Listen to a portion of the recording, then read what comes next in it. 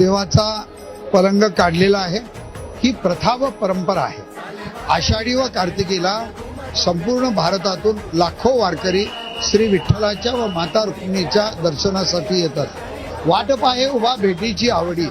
देव हा भक्तांची वाट बघत असतो।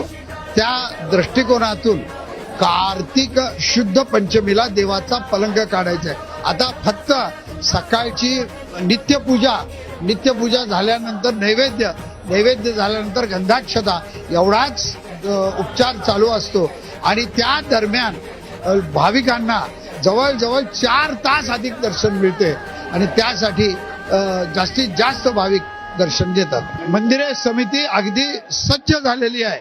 वारकऱ्यांना केंद्रबिंदू समजून मंदिरे समिती जास्तीत जास्त वारकऱ्यांना सुलभ दर्शन देण्यासाठी मंदिरे समिती सज्ज आहे।